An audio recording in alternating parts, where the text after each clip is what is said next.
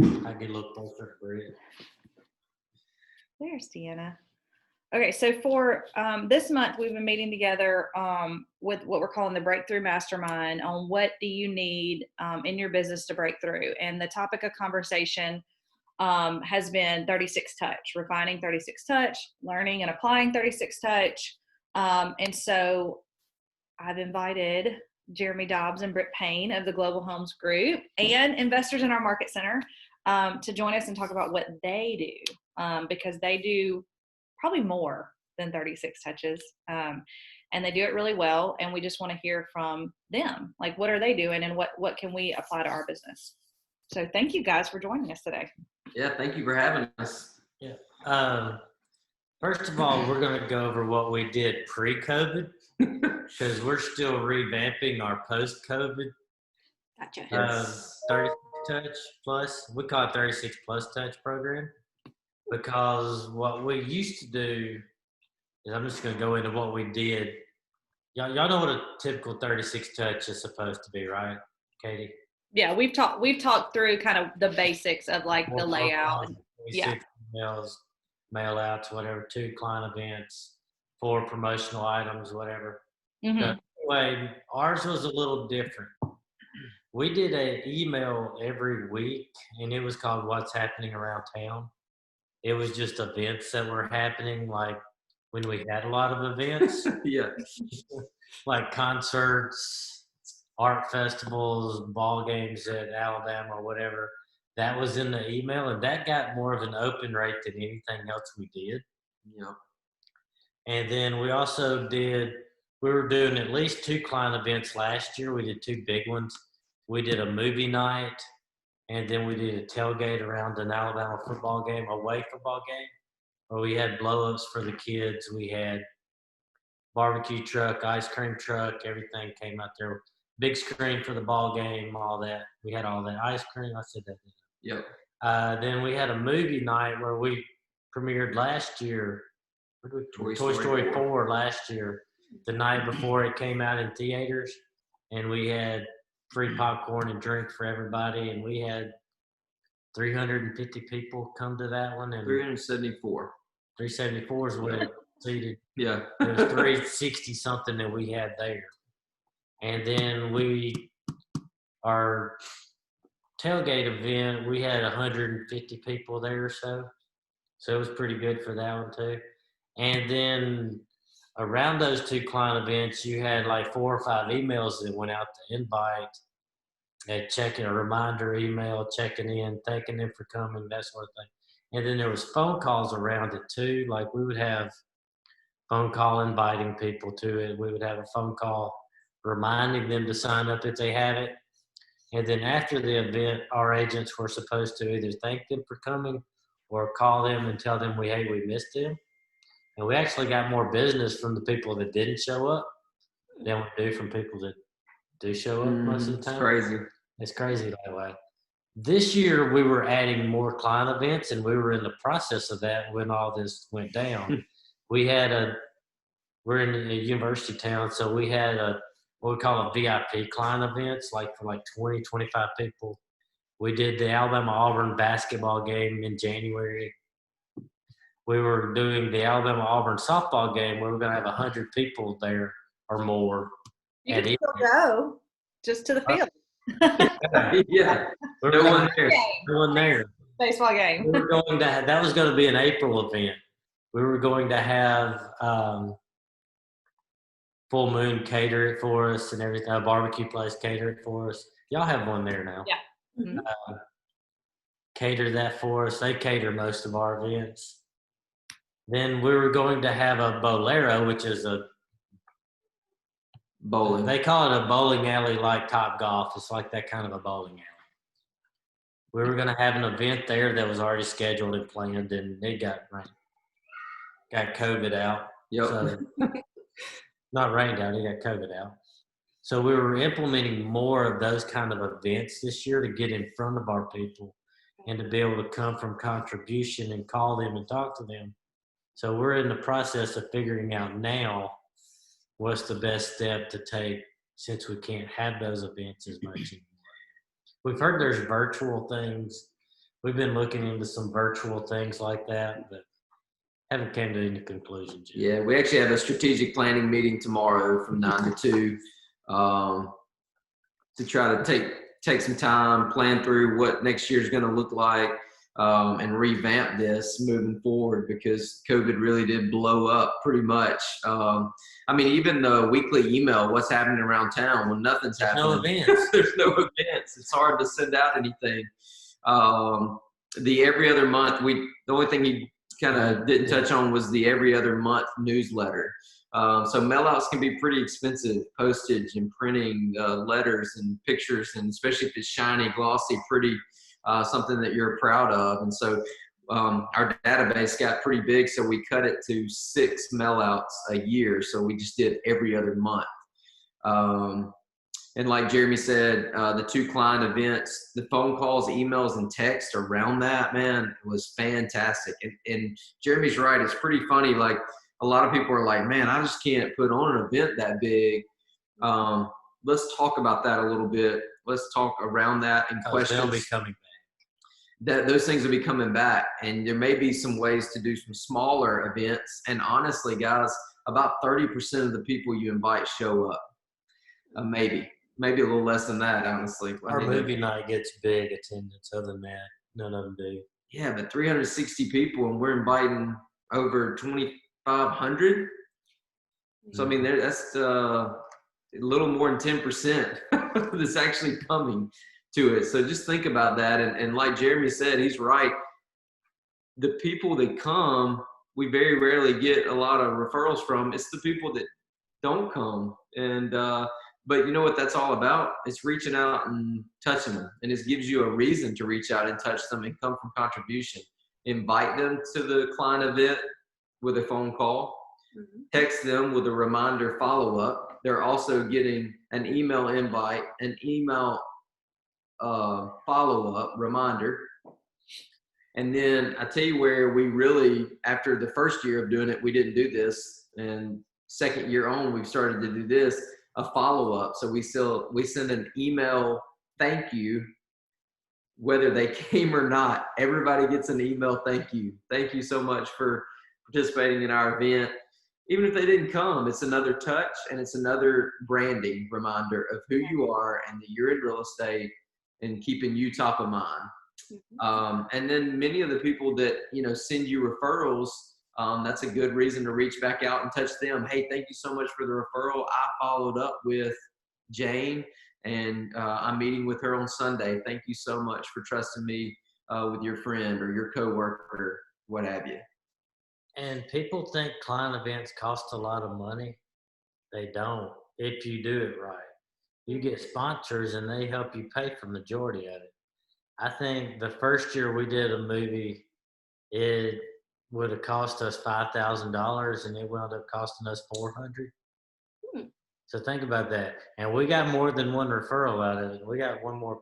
We probably got about 10 pieces of business out of it. So look at say $200,000 a house. You look at 10 deals. That's $60,000 we made off of $400 that we spent. So it's like that's worth $400. And it may be something to talk to your database about, which is also good. And we still get, like, we haven't done a lot of events this year, but I got a call today. He was with me from a past client that always comes to all of our events that I'm listing their house Sunday. And it's because we've kept in touch with them through all this time, and not just them buy a house and then us don't talk to them anymore. We all have that. And don't get too hung up on the money. Think about it as an investment. I know you guys down there are right around 150,000 average price point. I'm going to use that number anyway. I think it's 140 something, but 150 I'm going to use because it's easy math. So at 3%, it's $4,500 commission. So 45,000. How much money? Yeah, I mean, how much money?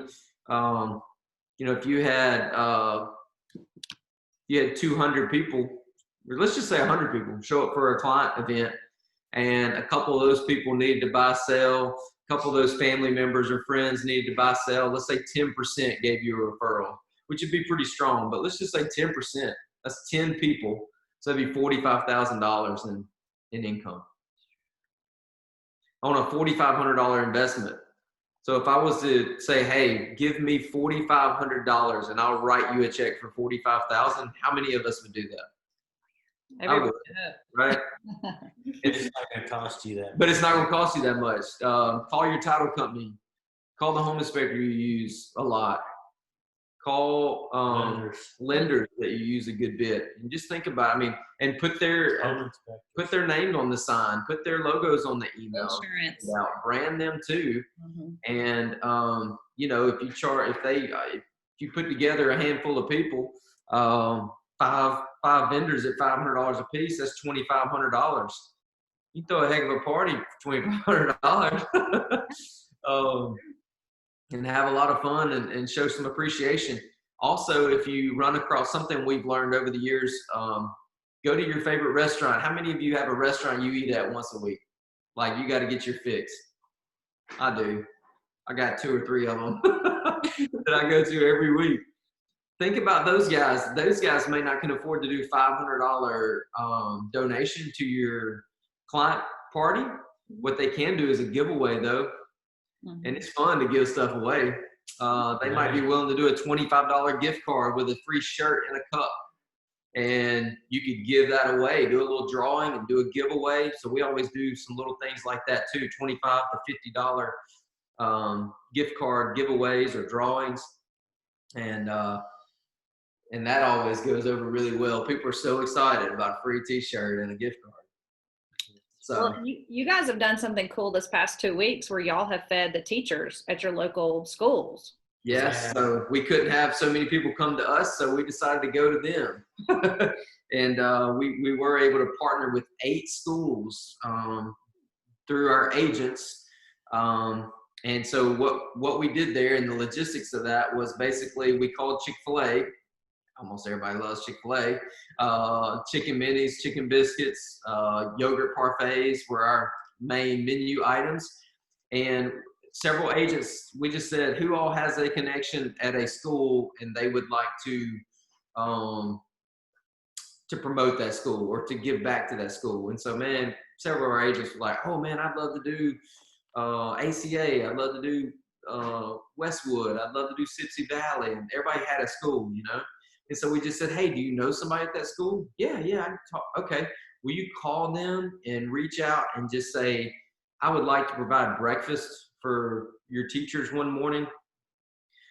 Could we come set up either outside or inside? And how many teachers, faculty, staff do you have? 60? Okay, awesome. So we automatically ordered 60 chicken biscuits, a coffee and a decaf coffee. We did about 10 yogurt parfaits and then 1 tray of chicken minis. And we always had leftovers. Some of them we left at the school. Did y'all run out of ACA? Well, we gave everything. So we left some at some schools. Some we took back to the office for our team to all have breakfast. But we got a lender to always partner with us. And most of them have been less than $500, even with partners in that. And it's been great, man. And the social media publicity has been fantastic because of that. And so, man, that's a lot. You think about your school teachers, man. Number one, we love them, and we know that it's really hard this year, not only for our kids, but for them, man. This is not what they want and not how they've been taught to teach. And so just be thinking about ways that you can give back. And that, to me, that's the most fun way to do these 36 plus touches. It's come from contribution, the Keller Williams motto. So what are some things that you guys do now? Has anybody done anything like that, or sent out emails, newsletters? Have you guys done anything like that? And what was your experience like? So far, mostly the emails. I haven't done any client events or anything like that, but I'm trying to come up with my 36 touch and just trying to figure out, how I'm going to do that. And I would like to incorporate at least one face-to-face, event this year. Let me throw this out there too, because it can be very overwhelming as a single agent. To try to tackle that and put it on by yourself. Partner with us. Partner with other agents. Partner with other agents. That way you collaborate with more title companies, more lenders. You have more attendees, and then you just stand out front and greet your people. And greet their people. And y'all work together as a Keller Williams family to take care of y'all's clients. And then you're not having to plan it all on your own. You know, break it up and say, hey, look, I'm good at, you know, you may decide, hey, I'm good at food and the party planning. That's me. and just say, I'll take care of that. If you'll help me go get some sponsors, you're good at beating people up or asking for money. So why don't you go do that and go make somebody feel bad and give us several $1,000s to make this thing happen. I won't ask whose job that is. A client event doesn't have to be very big either. Like the one we did in January had like 15, 20 people show up, and 2 of those people bought houses from me since then, and he's gotten a couple of referrals. I've gotten several referrals just from those 20 people. Wow. Because that was our VIP clients. That's people that we want to take really good care of, and we know give us things throughout the year and all of that. Yeah. Well, and decide, you know, what a VIP client is to you. So for us, it was 3 or more deals. Or So referrals or or referrals. transactions. yeah. So has this person done 3 or more transactions with me in my career, referrals, that kind of thing. And so then we've compiled that list, and it's a much smaller list. And it's, just think, man, if it's somebody that's already done that for you, they just need a little nurturing every now and then to keep it going. And if you're a newer agent, it may be like your best friends. Yeah. Those kind of people that need to be your bird dogs, and you train them how to be your bird dogs. Have a little event for them, talk about it. It's true. What are some things that come to your mind that you could do with your friend or a friend group like that you want to turn into your bird dog? Y'all understand what we mean by bird dog? Yes, we just talked about that. Okay, good. You need about 5. Maybe about 4 or 5 of them. Who's going to preach the gospel of your real estate career? And you'll have those people out there. And there were a couple of people that hadn't done those kind of deals that came to that event because we knew they were on the verge of wanting to do something or something like that. And that's the 2 that bought from me this year so far. Are they typically your family members? No. Yes. Well, sometimes I had to train my mama. Well, I had to do that, but Me too. the guy that bought a house is the guy that cuts my hair. One of them. Okay. Think about the people that you come in contact with on a regular basis. It may be your veterinarian. It may be your hairstylist. It may be the nail salon. It may be Paper Your kid's teacher. Yeah. is Anything.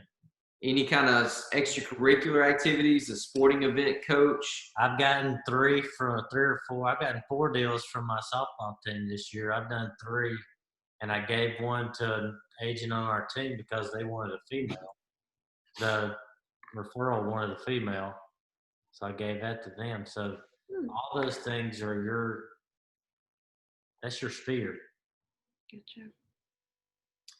We call it client events. It's actually your sphere event. Yeah. It's not just your past clients. It's your family.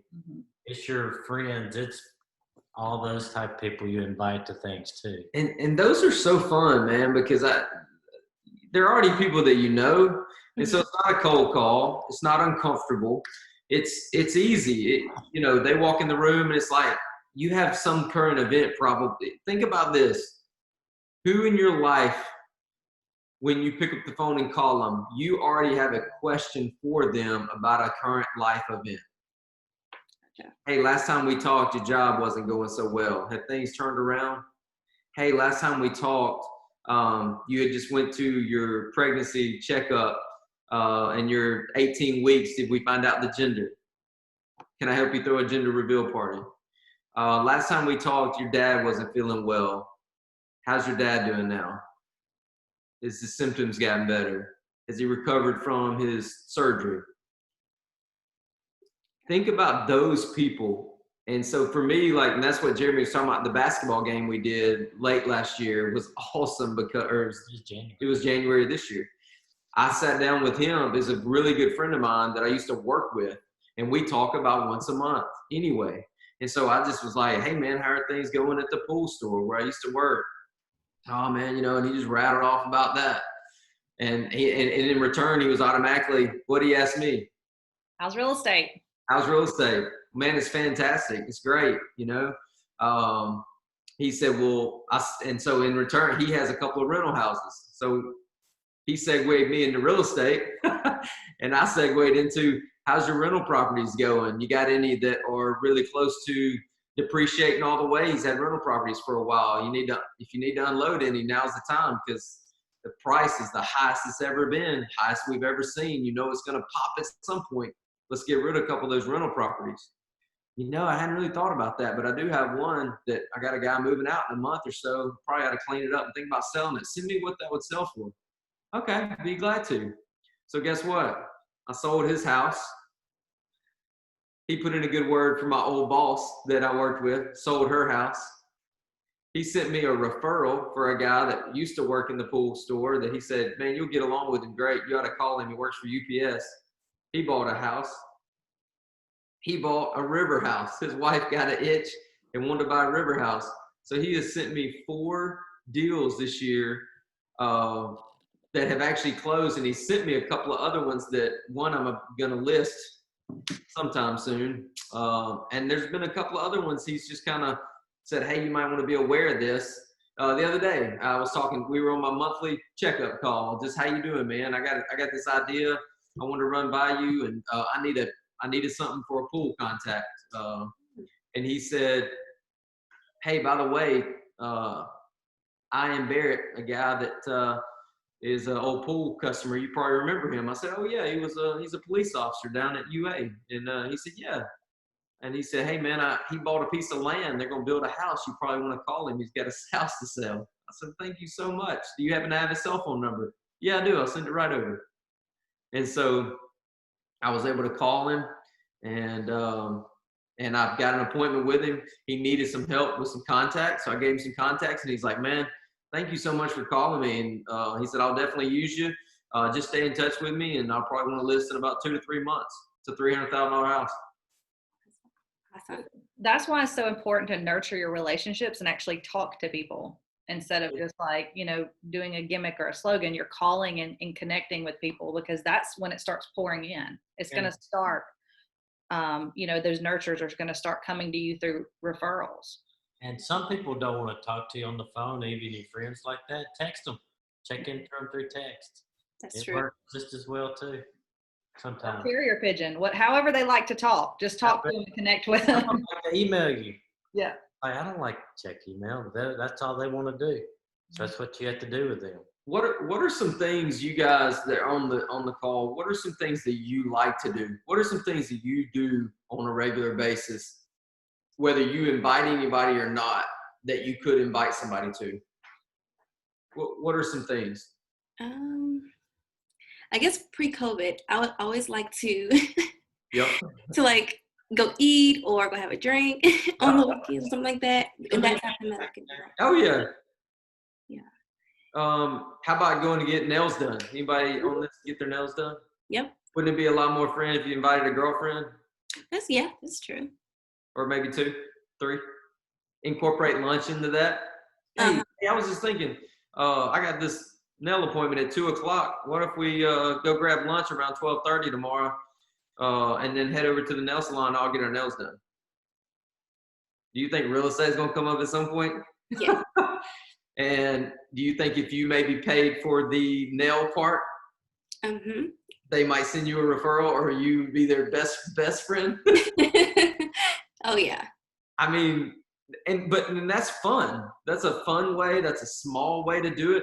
Do you have a girlfriend that's also a lender that might could tag along and pay for lunch and the nail thing for all of you? I don't have any lender friends yet, but Okay. it'd be nice to get some. Hey, call and ask. Vendors will take you out to eat and want to be your friend, so contact some vendors. Yeah, Make sure they're good lenders, though. So Yeah. Oh yeah. ask Katie who the good lenders are. Reputable. But yes, that's what I tell you guys. Call them. They want to talk to you. They get your business from You got their to business eat from At free least, lunch. at least buy you a free lunch and talk through. You know, when I first started, I did that and I would write down questions before I went to lunch, and I would ask questions like, on an FHA loan, what are some things that you see getting flagged a lot on appraisals? How much can a seller contribute on of buyer's closing costs in an FHA loan Or a conventional one. or on a conventional loan? And what's the difference? I've heard you say they can pay up to 6%, but only 3% if it's 5% down. What does that mean? And ask questions like that. Ask on a VA loan, what are some things I need to be looking for as an agent to best help our clients and us work together? Lenders can be a great resource and make you look really good. Good lenders can. And so anyway, you know, a lot of things like that, you can start small. That's a good Bad lenders can make you look the opposite. one. Very true. Very Hey, one thing I wrote down that I wanted to talk about with the 36 touch, and I know Katie's probably already touched on this, but it wouldn't hurt a second time, and maybe I'll say it differently and it'll strike a nerve up here. But in the red book, in the MREA, Millionaire Real Estate Agent book, it talks about the perfect number in contacts. You get approximately 2 deals out of every 12 people of your Mets, of your people, your sphere, people you actually know, like their first name, their kid's name, mom and dad's name, things like that. Mm-hmm. That's 1 out of every 6. Yeah, 1 out of every 6, you could say. And we like to say 1 out of every 10 on our team just to be conservative. But anyway, run the numbers how you like. We'll go off the MREA right now since it's kind of the real estate Bible per se. So 1 out of every 6. Isn't it crazy to think about doing 320 sales in a year? 320 sales. That's Actually, if it's just your Mets, it only takes 1,920 Mets. Okay? And while we think, man, that's 2,000 people, that's a lot of people. Well, I love how the MREA book breaks it down. It says that if we work 240 days out of the year, so it's 365 days out of the year, right? So only 240 days, really that's not so daunting, right? Mhm. And if I said, man, you need to meet 2 people a day, 240 days out of your year. And do you realize in 4 years, you'll have 1,920 Mets.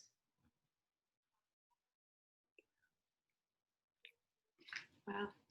1,920 Mets with a 36 touch, 320 proven sales a year. It's really got to be more than 36, though, to be honest with you. That's pretty easy once you systematically do it.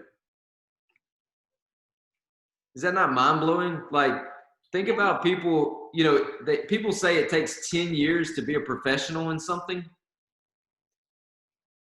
I would consider you a professional if you're doing 320 sales a year, right? You'd be crushing it. You'd have to have a team. I mean, you'd have to have leverage in your life. Mm-hmm. And you can do that in 4 years. Our goal is to hit that this year, and that'd be 3. As a team. Wow. Yep. We should hit 320 this year. We just closed number 200 the first week in August. 204 in the first week in August. So I don't even know where we are right this minute, but I was about to say, you guys just celebrated a big. We hit 200 the first week of we August. hit 200 transactions closed the first week in August. So we closed It was supposed to be 270. the end of July, and 3 got pushed to the first week of August. So we closed 277 transactions last year. So our goal this year was 350 when then COVID hit, and we're still pushing forward, and we're going to be really happy if we hit that 320-ish, 325 number. When? Yeah, win, not if. Win. Did I say it? Let me Yes. get my bracelet. Yeah, for real. Wow. Do any of you have any questions around how you can systematically do this to make it easy? For your weekly email that you guys were sending out, the what's happening around town, where did you get your information? Like the local newspaper or? No, they looked online a lot of times. Our local newspaper Had an events thing. and our City of Tuscaloosa website had a calendar of events page that talked Gotcha. about a lot of the city functions, so we would highlight that.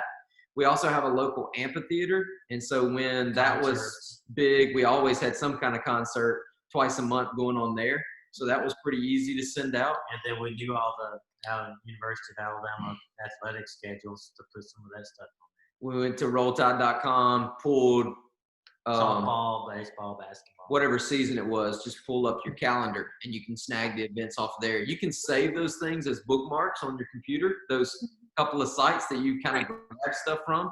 And I always just try to think of it as, let me grab some music, let me grab a city-wide event, grab a sporting event, and then if there's some type of food arts festival function, No, we have a thing called Kentucky Festival. Kentuck's big here, but y'all have the Shakespeare Festival in Montgomery that's pretty big, I think, Yeah, or things has in like the that. past.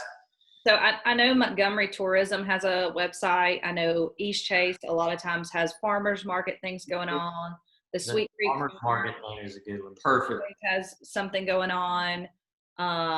You know, even back when movies, like just doing like, hey, this movie's premiering this weekend. Yeah. Doing a little research about what's going on, but then branding, There's like, you're templates sending you this can out. use- Gotcha. There's templates you can use to already have it all really set up in your email already. And you just have to go in and change a couple pictures and copy and paste a few things, and it's good to go. Yeah, MailChimp's super easy to use. MailChimp is who we used for. Yeah. Create some things in Canva or whatever, just do your template and then refill We did it through MailChimp. They had a template already built in. Mhm. Gotcha. Okay.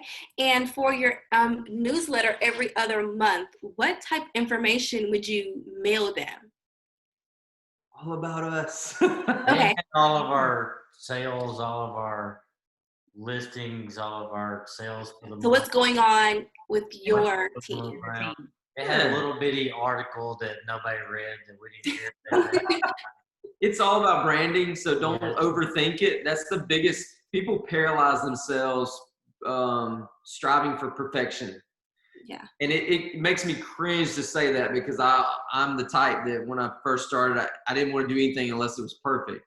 And what I learned quickly was you'll never do anything if you do that. And you spend so much time doing it, and it's not about that. It's all about branding. It's just all about getting in front of them once again in a different way. And there's nothing you do that everybody's going to think looks good anyway. That's for sure. So all you do, we learn that within our team all the time. All you got to do is, it's about seeing your name. Right.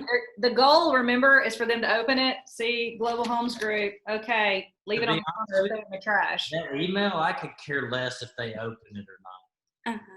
They see your name. That's true.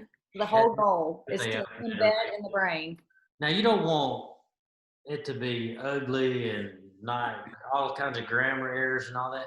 However, the actual content doesn't matter as much as them seeing your name. Now, some people will disagree with me on that. However, it's more about seeing your name It's true. than anything else. As long as it looks decent and it can't look trashy, grammar errors all over it, Right. spellings and all that. However, it's not as much about the material as it is seeing your name. Okay. Is it the same for your social media? Because you mentioned social media. Are you guys really big with the social media aspect? Yes. Well, we've had some failings in that lately, but we're getting back on that again. We're big about pushing out just listed, Just just solds, taking closing pictures with our clients, holding signs, getting that stuff out there. closing pictures get more views than anything we do. Yep. Oh yeah. And you may do one closing 2 a month or whatever, and he can testify to this. People say, you're busy, you're doing like 1 a week, 2, 3 a week. Dude, it's crazy. And it may be 2 a month, and they think you're doing 10 times more business than you are. Perception. They get the perception, because when you're new, what do people think of you as? They think of you as in your own career. Like they think of him as a pool boy. Yep. They think of me as an athletic trainer. Mhm. They did when I first started out. Yeah. It took some of those seeing those closing pictures for our sphere, our database to actually trust us to be able to use us. We had to find people that didn't know us really in the beginning because of that. Mm-hmm. So That's why those closing pictures and seeing that you're in real estate and all of that really mattered in the beginning for sure. So do you guys have like a if you're looking at your touches, we know we talked about client events and you talked about the mailers and things. As far as social media, are you guys, what is your goal? Are you looking for impressions? Are you looking for how many posts? What are y'all looking for when y'all saying, okay, my social media is successful as a team? Are you just figuring that out? I don't think that you can really ever justify that, clarify that. That's more about getting your name out there and branding as well. Present. I think some of it is gaining followers And all of that. increasing your followers. If you're increasing them, set a goal for that. You know, maybe you're at 100 and you're like, all right, so this year I want to increase that to 250, and then next year I want to double it and hit 500. And the more you get, the easier it will be to double it. How do you think you can get more followers? What are ways to get more followers? Engagement, you know, just kind of. How else? Yeah. How else can you do it? What do people like? Yes. They like contests, don't they? Oh, yeah. Giveaways, contests. Giveaways. You have a $25 drawing to a restaurant. Go get your restaurant. This is where getting your restaurant or somebody to give you a $25 gift card comes into play. People will share things. People will like your page and share your post for a $25 gift card. That's true. Open houses can be another touch while we're talking about that. So something me and Jeremy did a couple times was go in together. Sometimes we just pay for it, and I'll hang with me here and I'll explain that further, and it's going to make more sense. Me and Jeremy go in together and have two houses that are pretty close together, maybe in the same neighborhood or. And this was even before we were on the same team. Yeah, this before we were on the same team. Buy like a $50 gift card to a restaurant here in town, a good restaurant, somebody that's really going to care about this, $50. And what we do is put it out on Facebook that we're giving away a $50 gift card. Mm-hmm. However, you need to visit both of our open houses and sign in with corrected information. And then what we would do at the end of the open houses is we just split those. Let's say we had 20 leads out of everybody that came through. Well, we're going to go through and we're going to draw a name and pick a winner, and we're going to blast that again there on Facebook. Thank you so-and-so for coming, for everybody who came to our open house. Jim Smith is the winner of the $50 gift card. Mm-hmm. And guess what me and Jeremy have? 10 leads apiece to now call and follow up with all week and see if they've purchased a home or have a home to sell. Could I come out and give you a free market analysis? And for $25, I just got 10 leads. That's true. Who would pay $25 for 10 leads right now? You could do it that way, or you could do it. I would. You both get all 20 and you both call them in pregame. Whoever gets it, gets it. Yeah. We've done it that way too. Yeah, we've both called. I mean, they don't like him sometimes. They don't like yeah, it doesn't matter.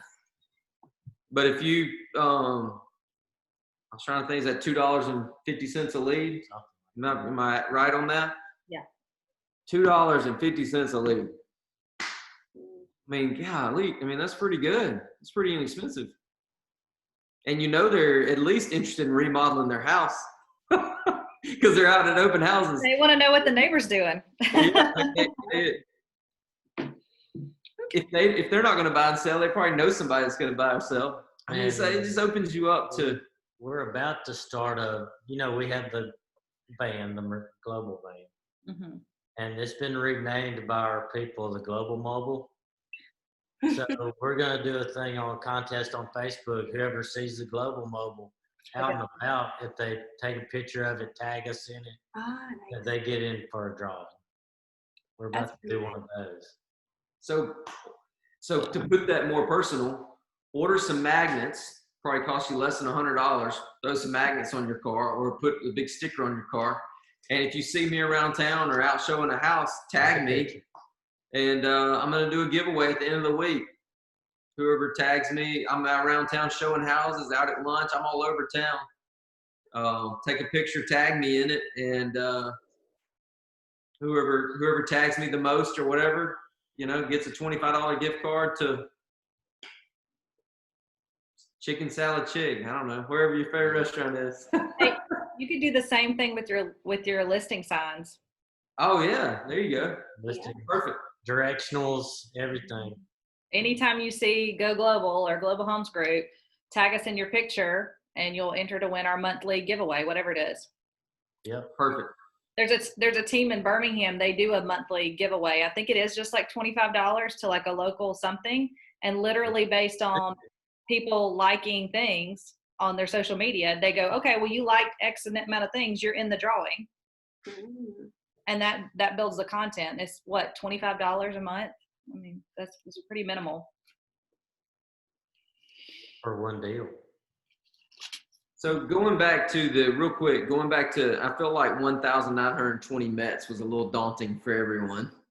And it is. So how many deals, tell me how many deals they want to do next year. Next year, so I'm throwing this number out, but I would like to do 30. So 30. So 30 times 6 is 180. Mhm. So 180 contacts, Mets, should bring you 30 deals. And if you're on the conservative side and do 1 out of every 10, it's 300. 300 Mets. So how many do you have in your database now? Only about 120. Okay, that's okay. That's So 120 minus 300, you only need to add 180. And so if we just took, let's just say, let's see how many months. So next year we want to do that. So let's just say we've got 4 months left in the year: September, October, November, December. So that's about 120 days. So you need to add 1.5 people a day. So let's just say your goal is 2 a day for the rest of the year. And then you'll have 300 in your database. So double down, meet 2 people a day starting in September for the rest of the year. Okay. And you'll have 300 in your database. And on a conservative, Gary Keller says 1 out of every 6 is a deal. So we're saying 1 out of every 10 just to be on the conservative side. Mm-hmm. So you've got 300 people, and you call them 4 times a year. You send them a, every other month email, or every month email. Maybe invite them to a small client event of some kind. Mm-hmm. Do a couple of giveaways, a couple of open house touches in there, maybe a promotional item touch in there. Doesn't take long, and now you're touching them on a consistent basis, and you'll do 30 transactions next year. Just like that. Yeah. Now I know that sounds really easy when I say it. Yeah. Yet you have to put in the time and the effort to put in the systems and models. But think about like MailChimp, for instance. Mm-hmm. If you're sending out a monthly email or every other week email, so that'd be 24. Every other week email would be 26 touches right there. Yep. Of your 36. So that knocked out a big chunk. And you know what? When you go in there and go ahead, you could sit down. You could devote a whole weekend and go ahead and write them out and go ahead and have them templated out. And your database already loaded in. And as you grow, all you got to do is add in those couple that you meet between now and then, and hit send. I think you can even set them up to send out on a certain day. You can go ahead and program them. So it's all about getting the system in place so that it's not taking so much of your time and effort every week, week in and week out. It's about having that system in place where it's more automated. Yeah. You do the same thing with Facebook posts. You could sit down every Friday afternoon before you kind of finish up your work week and go ahead and schedule out the post for the weekend, for the open house, for the closure of the open house. Thank everyone for coming out to my open house. And then all you got to do is tag people in it that maybe came to it. Go ahead and schedule out. If you know you've got another open house in 2 weeks, you could go ahead and start making that template in Facebook and through command. So anyway, there's several things like that. So don't be so overwhelmed by it that you think, man, I got to do this, this, and this every day. You can plan it. It does take a little strategic planning, but you have to plan it, and then it's systematized. A couple hours a week, you can have everything systematized. Gotcha. Are you guys, and you know, this is kind of off the record. Are you guys using command to set up your touches? Some of it. It's a little harder. Yeah. It's a little harder for a team our size to do it yet. They haven't implemented all of that for the big teams yet. Gotcha. But we are actually doing a trial run right now with DocuSign, Command, the opportunities. All of that is through Command.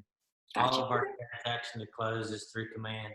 Just for the bigger teams, we can't do all of the marketing and everything through it yet. I will say, though, we are starting to head in the direction of and have played with a little bit, going in and doing just listeds or just solds because of the easy tag neighborhood features in Command.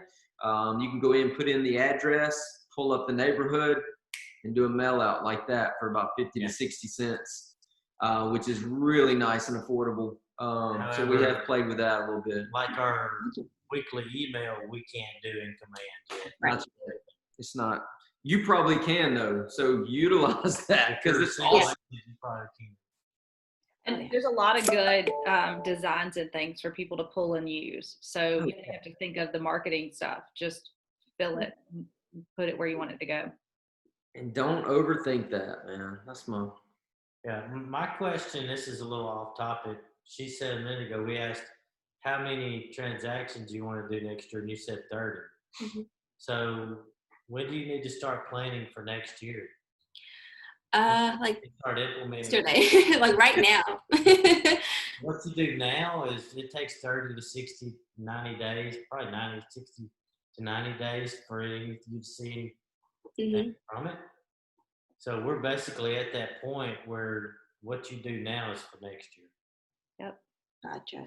So business planning and all that needs to happen now, not in November, December. That's why we're meeting tomorrow, us two and Adam, to get our first implementation of our business planning for next year starting. Gotcha. Now, do you mind if I ask what areas of planning, like, what do you guys sit down and talk about? Besides, like, the financial part, do you have the touches, the events? Do you talk social media? Do you talk about any of, is it, like, above all? A lot of it's above that for us. We have somebody that's supposed to do that for us. We give them certain criteria and then they roll with it and we look at it. However, but yes, to your answer, I would say. Yeah. So what I would say to you is, so tomorrow, like, this is what I envision. And look, we haven't talked, so I'm going to go ahead and say some stuff, and it may not be what is final because it's just my opinion. But like tomorrow, we'll start a meeting, and on a whiteboard, I'm going to write 400. Gotcha. What our goal, and then 400 transactions next year. And then what we'll talk about is what do we have to do to get there? To get it. Gotcha. Okay. Start out with tomorrow. Right. Refining on what you guys are doing, what needs to be tweaked, and when you, plan. And then we'll have another meeting in a few weeks that will fine tune that even more. Like when you're a big team like Global Homes, see, when you're individual agent, it's a little, I don't want to say a little easier, but a lot easier because you're thinking for yourself. When you have a big team, you have to really pre-plan the pre-plan.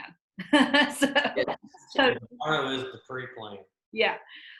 We're going to be doing business planning clinic next month. Actually, I've got it right here on my desk. So I want us to go ahead and get a head start for our agents too. And it's looking at, you know how we talk about at Ignite, you work successful agents work on their business and in their business. So when you plan, you got to come back and work on, and then you apply and work in. And so that's where those business planning meetings, clinics, partners, strategy meetings, or whatever you guys call it. And for us, Gotcha. our goal is 400. We have to see if we have enough agents to hit that goal, or if we need to go recruit, we need to do whatever, push our agents more, that sort of thing in there too. That's part of ours tomorrow. So, but keeping it on a single agent platform for you guys, so Tiffany, one thing that I would do, like, here's where my brain goes for you, is like, write down 30. Mm-hmm. How am I going to get there? Well, I'm going to do 2 open houses a month. Gotcha. I want to take, out of those 30, I would love to take 20 listings next year. Where are those listings going to come from? Brainstorm a little bit. Are you going to call for sub owners? Are you going to call expireds? Are you planning on hitting, how many of those can you feel like you get from your database?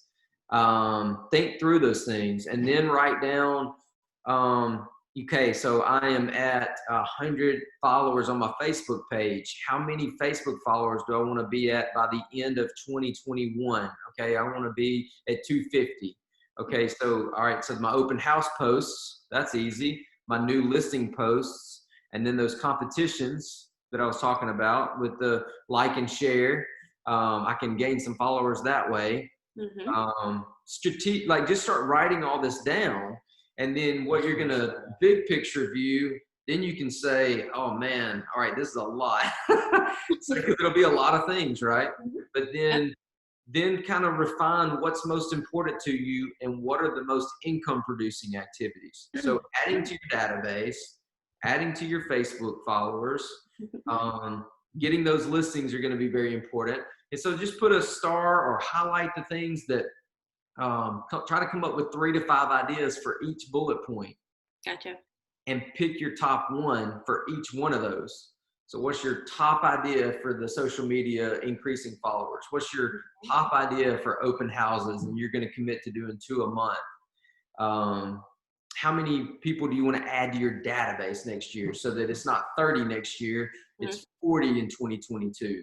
You already kind of have to be thinking a little bit like You got to that. build your database a year out. Yeah, always be thinking, I'm building my database this year for next year. Not this year. This year's too late.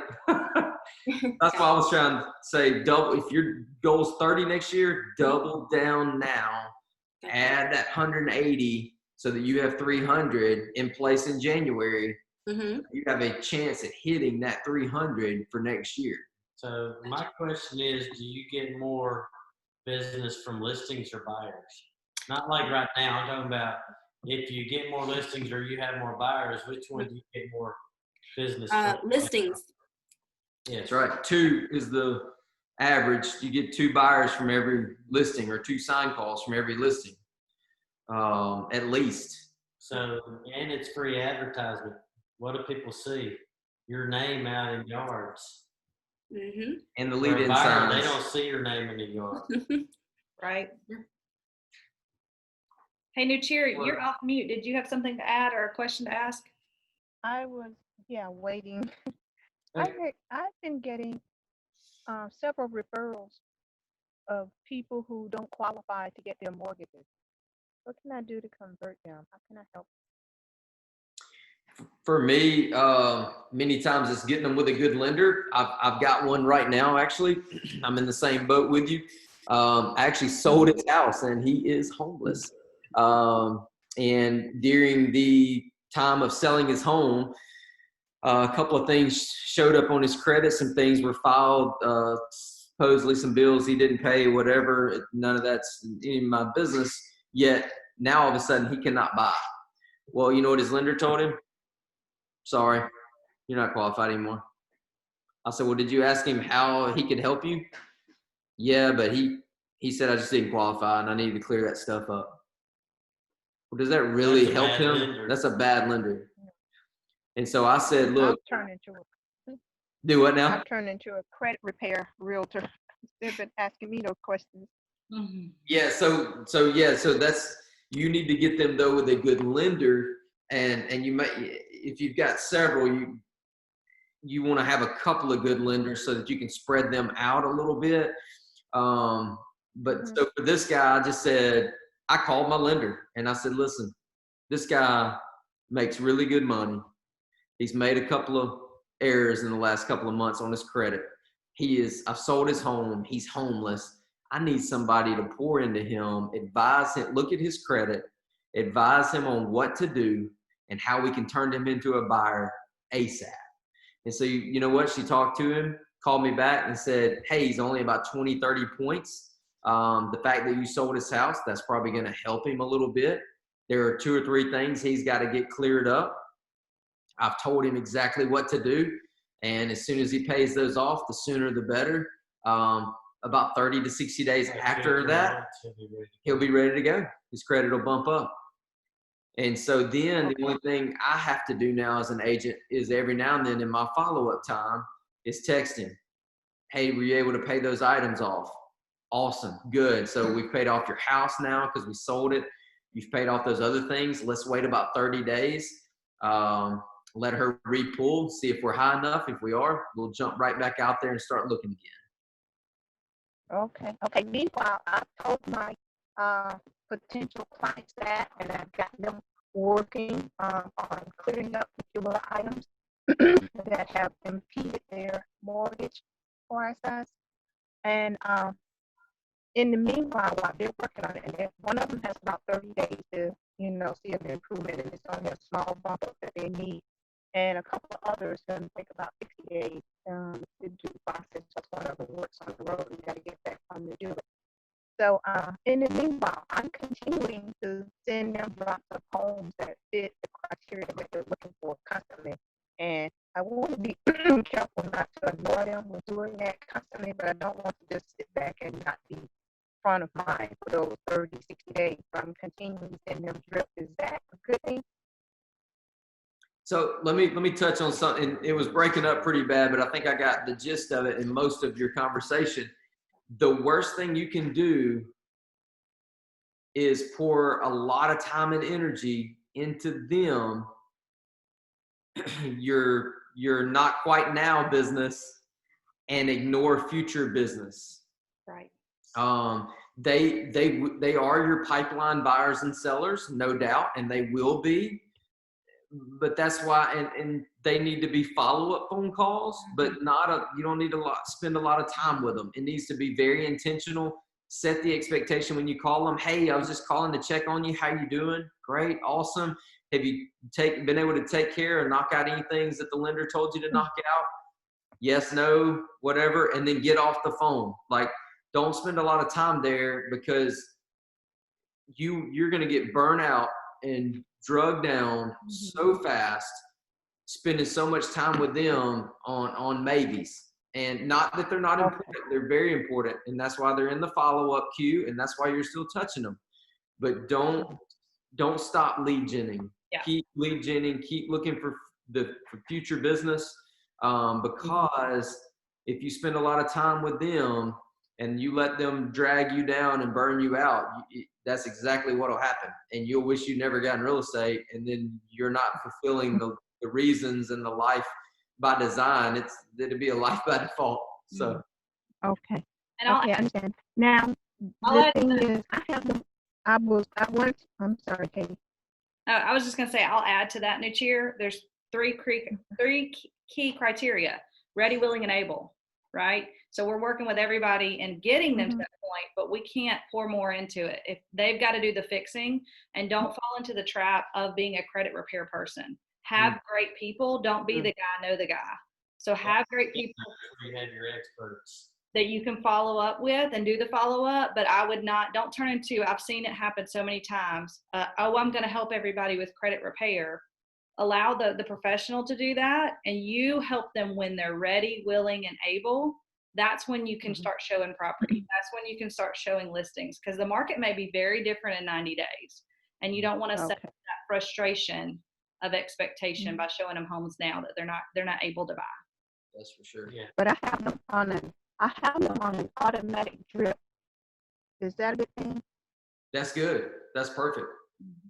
So I don't touch them. I don't have to reach out to them, but I'm in their face because automatically I have them set up to get homes sent to them that meets their criteria ever so often. Like once a week, they'll get a house that fits their criteria. And Yeah, it that's continues great. to go without my hands off with it. Yeah, that's great that you have it on automatic drip. The only thing I would say that I've learned is that one way that you can be the most beneficial to them is being their accountability partner and getting those things done that they need to do. So in the follow-up Right. calls, I'm not really talking about houses. I'm asking them if they've got done what they're supposed to be doing to raise their credit, because they're not doing themselves any favors until they do that for themselves. Right. And you almost have to become their financial coach, not in the fact that, hey, you need to pay this off or this is going to raise your credit score 10 points, but just becoming, have you done these things, and working with the lender and knowing those things and knowing those items and holding them accountable to doing them. Another reason Okay, sellers are thank awesome. You don't have to talk them through getting ready to do that. Sometimes you do, but most of the time, it's a lot easier. Yeah. Okay. Awesome. Thank you guys. Yeah. Does anybody else have any questions for us? I do, really quickly. Yeah, you're good. Okay, two quick ones, because you've given me a task to reach, to get set, a lot of contacts every day. So No, we I didn't. know you guys. You gave yourself that task. You said you want to do 30 deals next year. That's true. So yeah, I've kind of. Where's your statement there? You're right. Not Coach Gary on the call today. So, okay, so I know right now you guys are like in leadership, but when you were a new agent, how did you, because it's all about like relationships, that's what I've gathered from this call. What would you do every day to get talking to people and to, We still sell. what are your strategies? We still sell real estate. Okay. And so what do you guys do every day to meet new people? Ours is totally different, so you can share yours first, and then I'll. I just got a text a minute ago while she was talking from a past client. I don't know if y'all can see that or not. Yeah. Can y'all see that? That's Uh-huh. just a minute ago. Guy wanted me to list his house because it's a past client of mine's dad. It's Wow. talking to those people. That's what I was talking about. I talked to She's that guy's dad. She's a new yesterday. agent. It's just talking to people, period. I checked in with Jeff, that guy's. I talked with Jeff yesterday, just checking, or was it Tuesday? Tuesday, checking in with him, just talking about life. It was just talking about anything, and he brought up his dad needing to buy a house. I didn't bring up anything about selling or Gotcha. anything real estate. It's Just making the calls. conversations every day. It can be text, phone calls, whatever. I sat in Heritage House Tuesday. It's a coffee shop here in Tuscaloosa. Mm-hmm. I got 3 referrals sitting in there. People came up to me. Hmm. I was going to leave 2 or 3 times and go to the office. And I called him and told him, I'm going to sit right here and keep working. You need More business here. business. Yeah.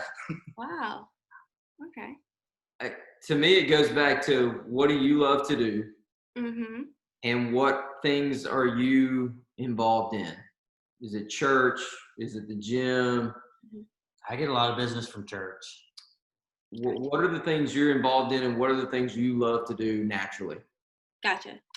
And write those things down, and write down the top people you know in those organizations, and be intentional with them to involve them even more in your life outside of that. Gotcha. So like for lunch stuff, you're Mm-hmm. actually going to have something to talk about. You already have a relationship, but they don't know you as the professional real estate agent. So make sure they know that about you, and go to them and say, hey, how can I help you in your world right now? It might be they need accountability in doing their daily devotion time or reading their Bible, prayer time. It may be exercise, eating, whatever. And so in return, they're going to be like, golly, thank you so much. Like, and a good friend and somebody that you're going to build something longer lasting with is going to turn around and ask you, well, Mm-hmm. how could I help you right now? Gotcha. Well, I tell you what, two things, really mainly two things. If you know of anyone looking to buy, sell, or invest in real estate, Mhm. please send me their info so I can call them. That would be a huge help. And number two, if you see a for sale by owner sign on your way home or on your way to work, Take it. Mhm. if you could pull over and take a picture of that sign and send it to me, I would greatly appreciate that. You're Gotcha. training those people For your bird dogs. to be your bird dogs. Gotcha. And so I would do that first and foremost. And then secondly, things I did when I first got started was I had an Excel spreadsheet that I called, text, emailed people, and just asked them if they knew anybody looking to buy, sell, or invest in real estate. I didn't cut. I cut to the chase. Mm-hmm. Let's be honest. If you're new, you don't have a lot of business, right? Right. But you have a lot of time. You can call and text people. Gotcha. Do you have a set limit every day? Like, I need to reach out to this many. If you have any business, you call and text a lot of people. I'd set a goal of 100. At least 100. Gotcha. But say you didn't get any business out of 100, and you gotta still keep got going. 4 hours in the day. You keep Gotcha. going. You stop. Gotcha. Okay. All right. And my last question, very last question. Yeah. The day in the life of realtors like you guys, successful realtors. What's the day in the life? I want to know, like, how's your day? Oh man, I get up at 9 a.m. and drink a Get cup of a coffee, go back to bed, I'm gonna go play golf and go have lunch with somebody. That's what everybody thinks, right? It varies for us.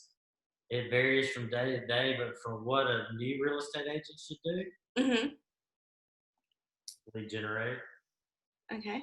Lead generate. I'll tell you my day. Lead generate. I'll tell you my day to day. So I got up at 5:30. I don't get up. I don't do it every day. Sometimes it's 6, but today I needed to. So today I got up at 5:30. From 5:30 to 5:45, I drank a little bit of coffee and tried to wake up and figure out if I was going back to bed or staying up. And I knew staying up was the right decision, but I got to talk to myself a little bit. Mm-hmm. About 5:45, I dove into my devotion, and then I read the Bible. And then about 6:15, I looked through Twitter, which I call my news feed, Gotcha. and I follow all kind of different news resources there, and flip through and read and kind of catch up on current events, what's going on Mm-hmm.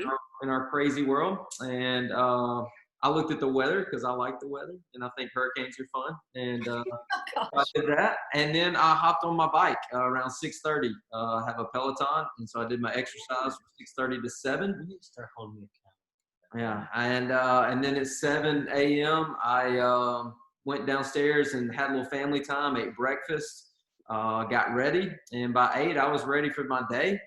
accountable. And You came and met me at Heritage. I came to meet Jeremy at Heritage House to kind of talk about a couple of things we got going on the team, and then plan this a little bit, our talk out. We just kind of hit some high points and make sure we were on the same page for this conversation. Mm-hmm.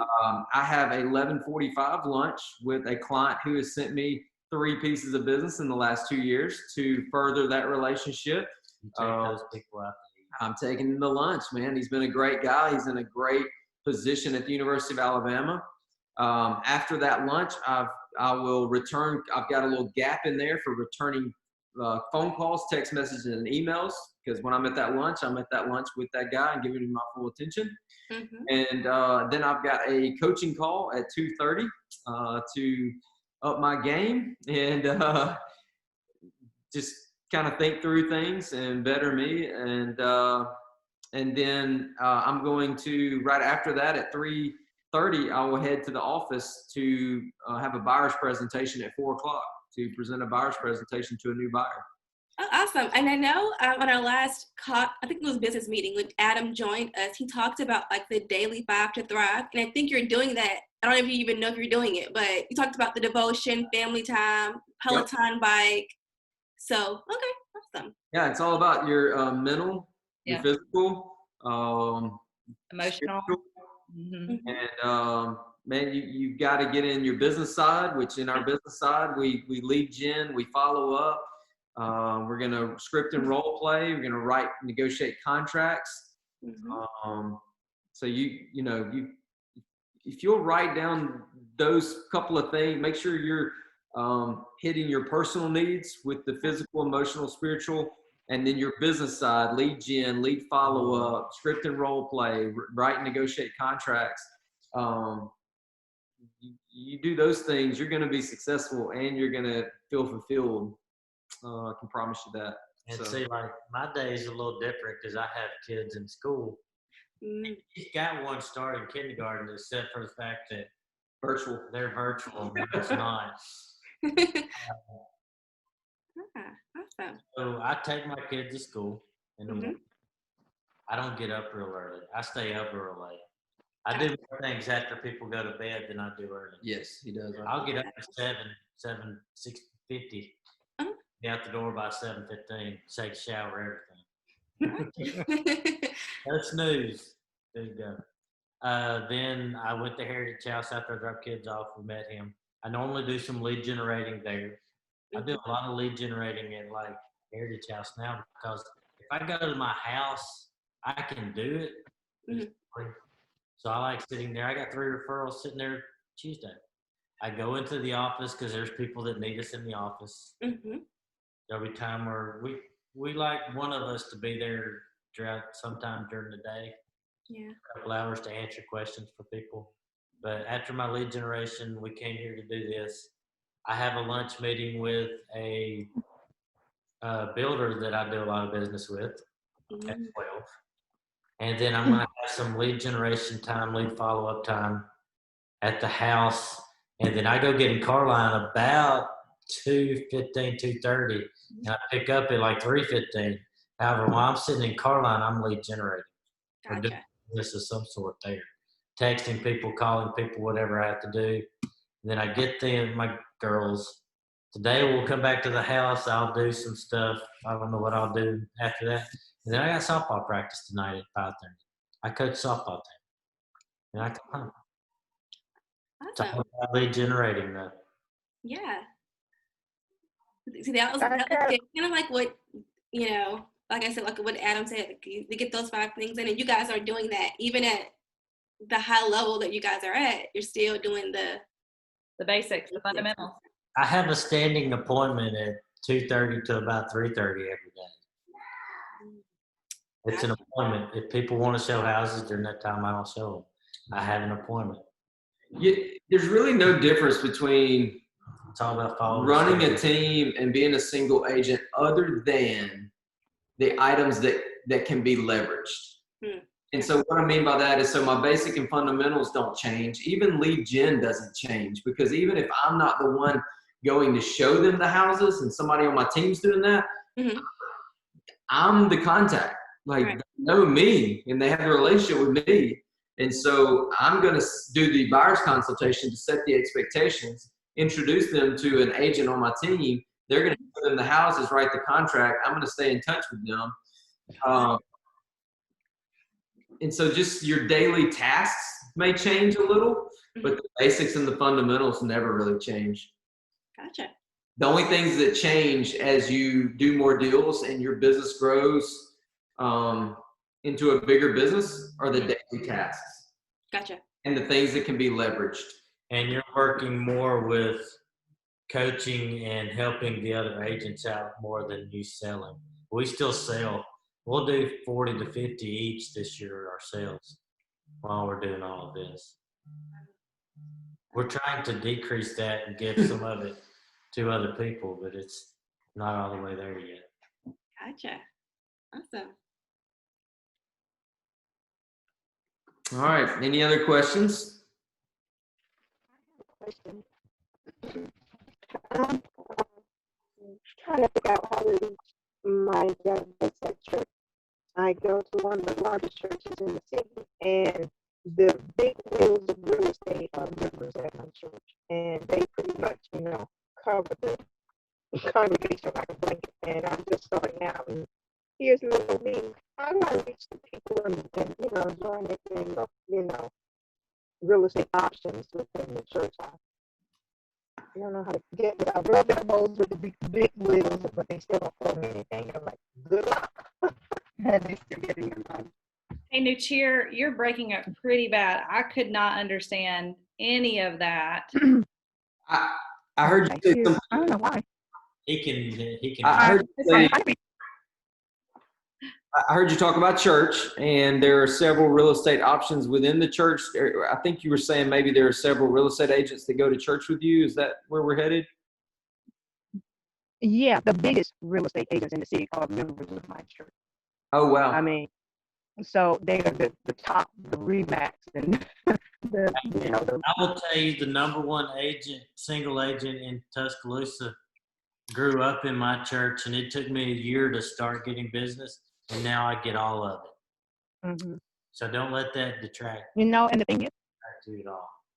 it is, but like there's like 3 of them in here, and everybody knows them. And one of them is the one that pushed me into real estate. But he's not mentoring me to get any of his business. He's just good luck. I don't know. Should I just send out an email to all of the church members and let them know that I'm in business also? Go ahead. I would just say do it organically. Yeah. So if there's a way to host a women's Bible study at the church and you lead it, or you maybe not lead it, but you organize it and you provide some food, like it's a breakfast or a lunch one, get a lender friend and you to provide the lunch for it, and you get up and talk or pray at the beginning of it. Just be very intentional in being involved, and that business will show up in your world. Yeah. Well, it's sound and all that in church, and it helps me get business. Yeah. So it's kind of like when we were talking about farming the other day, new cheer, we're saying, a lot of people will say, oh, well, someone's already got that farm because their signs are in the neighborhood. It doesn't mean they're loving on and coming from contribution, the people, the way that you could be. So don't let that put a limiting belief on you, so you won't have relationships with people. You just provide as much value as you can, and your business is going to come to you. We're of an abundance mindset, and there's plenty out there. Okay. I'm kind of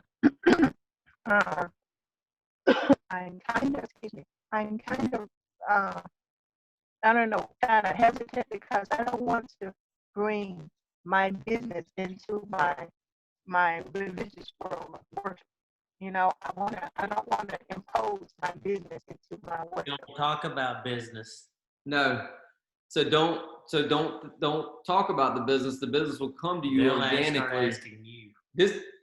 A successful business, any successful business, if you look at almost anything, it always is almost like this. Keller Williams was like this, shaped like a hockey stick. I don't know if you can see that, but it's shaped like a hockey stick. And I'll tell you why it's shaped like a hockey stick. Is that long stick is you building all these relationships and practicing and selling houses and starting to list houses and take care of people and do client events. And all of a sudden, you've taken care of enough people and providing an excellent level of service and branding for 2, 3, 4 years, and boom, your business goes skyrocket. And it's because it happens organically and you poured into it. And so for instance, let's say you lead that women's Bible study on Thursday mornings at the church from 7 to 9 or 6 to 8 before people have to go to work, and there's 20 ladies there, and you provided breakfast, and you are praying every day before that thing begins. You don't say a thing about real estate. Now, I'm not going to say you don't buy some cups that have your info on them with the church name on them and all your info. That's not a bad thing. To pour all the orange juice or coffee in. But I wouldn't just come out and say anything. Here's what's going to happen. Somebody's going to come up to you and new cheer, and they're going to say, gosh, man, thank you so much for putting this on. I've got a lot going on in my family right now. Could we grab lunch one day? Yeah, I'll tell you what. Can you do tomorrow? Tomorrow at 11:30, and I'll buy. And they're going to confide in you. and because you're a leader at the church. And all of a sudden, you're not only a friend and a leader they're confiding in at the church, but you're their real estate agent because they trust you outside of real estate. Mhm. Building Okay. a relationship. I play. Right, that's a good angle. Do I know? That's a great angle off of that. Yeah, but I'm I'm already a Sunday school teacher and a youth Perfect. leader, and but I'm secondary still in the minds of them when it comes to real estate. They say, oh, you're a realtor too. Ed's a realtor. Oh, Janet's a realtor, and Yep. it's like I know when they're saying that those guys at the forefront of their minds when real estate pops up.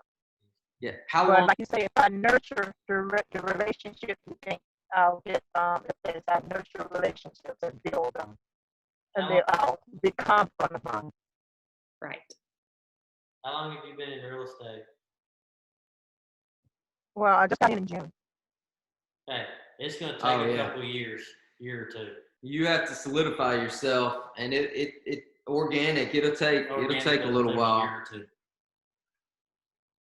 You just have to Okay. start building the relationships now. That'll take time. But you keep doing those things you're passionate about and that you love doing and pouring in, and they'll it'll start happen. taking a year. Mhm. Now it's easier to do that on the tennis court. I'm a tennis instructor as well. You I don't have to do I it in can talk to that. Pick all of the things that you do, like they're saying, and just incorporate as much value as you can. Hey, Katie, we got to. Okay. Run. I got my 11:45. Yeah. Thank you so much, guys. I am so proud to have investors like you guys, not just because you're a successful team, but because you pour into us, you pour into our agents. We just had the best month ever, and I know you guys are excited about that, and we're going to keep it up, okay? Thank you guys for showing up, Britt and Jeremy, and thank you, Tiffany, Nuchir, and Deanna. I hope this provided a lot of value for you guys today. I know I got a lot of ahas. So thanks, guys, and we'll see you Thank next time. you. Thank y'all. Thank you, guys. Yeah. Thank you.